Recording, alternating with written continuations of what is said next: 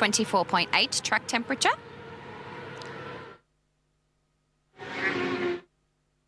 Walters is standing by.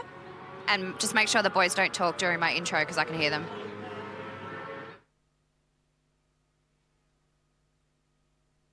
can you just move out of our shot? Sorry.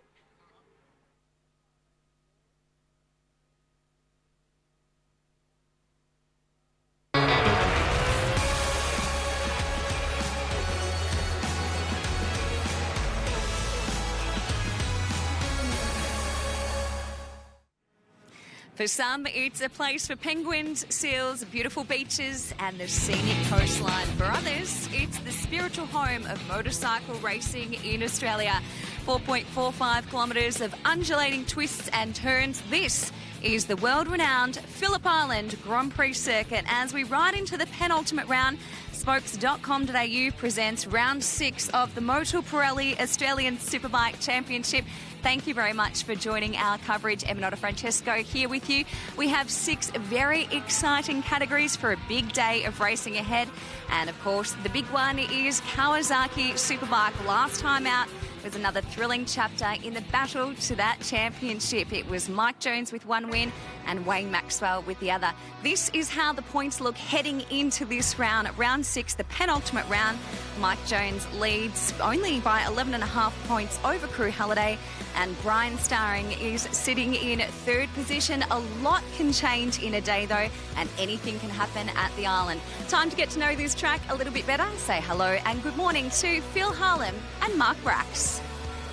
Yeah, thanks very much, Emma. Great to be here at, as you mentioned, the spiritual home of Australian motorcycling. And what a fantastic circuit it is too, the Phillip Island circuit. It's been the scene of many great races in ASBK history over the years. Last year's championship deciders were held at this magnificent circuit, but this year it is an all-important round. It is the 6th round of a 7-round championship and only 4 races to go. 100 points up for grabs, or 101 points up for grabs following qualifying yesterday in the remaining 4 races. And there is only 36 points separating the top 6 of the championship. Turn 1 is an extremely important start to this circuit. You come in there probably in 5th gear, only dropping down 1 gear, and then the very long turn 2 that leads you down to Stoner Corner turn 3, which has been the scene of many big incidents over the years, and then hard on the brakes into turn 4, one of the slowest corners on the circuit, back to about 70 kilometres an hour in 2nd gear. Then it's the run out towards Siberia that starts the second half of this circuit, Braxy.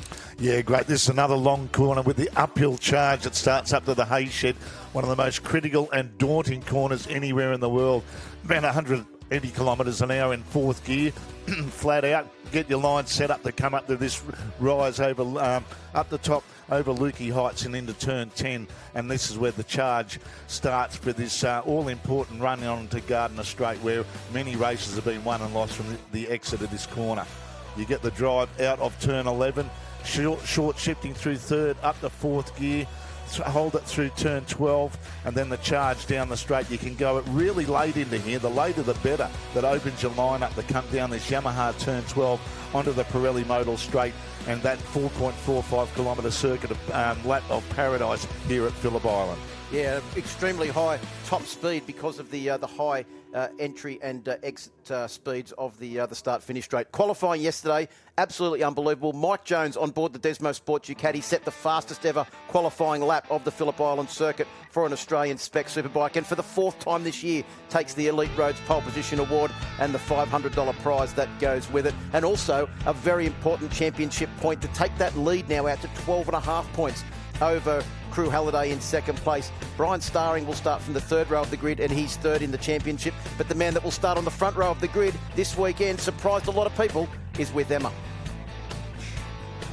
Yeah, Matt, congratulations starting on the front row of the grid. You're leading that championship as the leading privateer in the championship for 2019. Great season. Well done yesterday in qualifying. Thank you. No, it was a good day yesterday. I didn't expect to be on the front row at all. I thought get a good lap in and try and be like up the front, but yeah, that was just a bonus to be first privateer and yeah, be on the front row. We know that it's a competitive grid, so you've got a pretty big job ahead of you. That start is crucial. Yeah, it's a good run to the first corner, so you need a good first couple of laps here, otherwise you get dropped, and if you get dropped here, it's a pretty hard road back to the front. So we'll get a good start and see how we go. What is the goal though? I mean, do you want to finish I know you want to win. Everyone wants to win. Top 3, top 5. What have you set for yourself? Yeah, everyone wants to win. I want to try and win the race, but I think if I can come over the top 5 and maybe if I can get a podium, that'd be great. But yeah, top 5 would be the aim.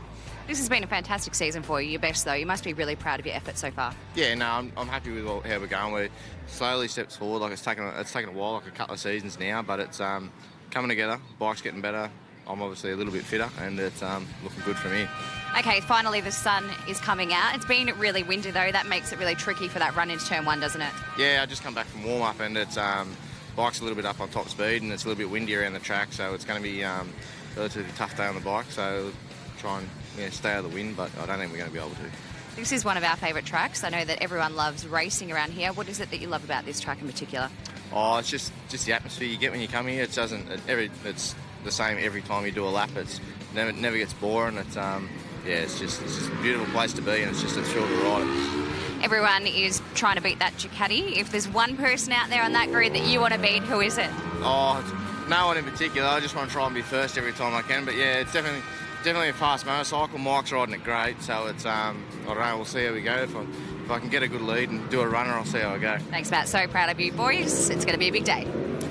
Yeah, thanks very much, Emma. Yes, it is a little bit windy, Braxy, looking at the conditions that we've got here at the moment. The chance of a possible shower at some stage today, well, that's always the case at Phillip Island. Maximum temperature forecast to be 19, but feels like 13. But track temperature, around the 25. Spoke to the guys from Pirelli yesterday. They reckon 25 to 30 degrees. That's pretty much a perfect track temperature for their tyres and the tyres' performance and longevity. And that's about what today's going to be. It's a warm wind too, so it's going to keep the heat in the track. It's not going to take too much away from it. But as you saw from that spectacular view from the camera shot, there's not a lot of wind there. That's not too choppy, but it's nice and even across the track. So we're getting ready for the sighting lap for this Yamaha Motor Finance R3 Cup, and what a bottler of a race it was yesterday. The top 8 covered by less than half a second, and the top 4 covered by about 1/10 of a second. Monumental efforts by all concerned. Now, coming into this round, it was Hunter Ford on board bike number 20 that led the championship by a slender margin, but yesterday he didn't have the race he would have liked, Braxy, and I think it's now Johnny Littress that actually, even though he scored 3rd place, has moved up to challenge Hunter for that championship lead. Yeah, solitary point at it now, 181 to 180. Hunter Ford, very uncharacteristic, the defending champion of the R3 Cup, back in 9th position yesterday. He was 6.5 seconds, nearly 7 seconds off the leading bunch, and it just shows you if you just lose that toe with these guys, it's easy to lose contact with them.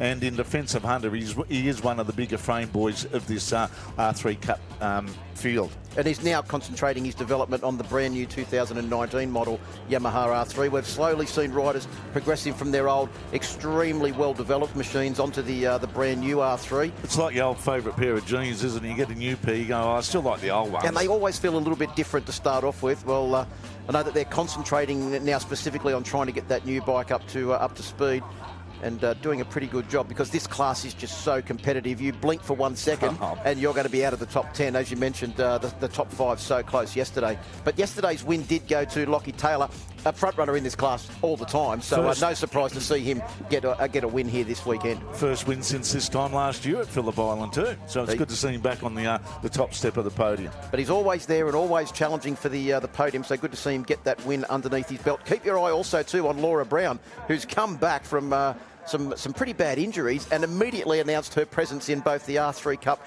and Supersport 300 field with some great qualifying performances. And she will start from the 2nd row of the grid on board bike number 355. Yeah, it was.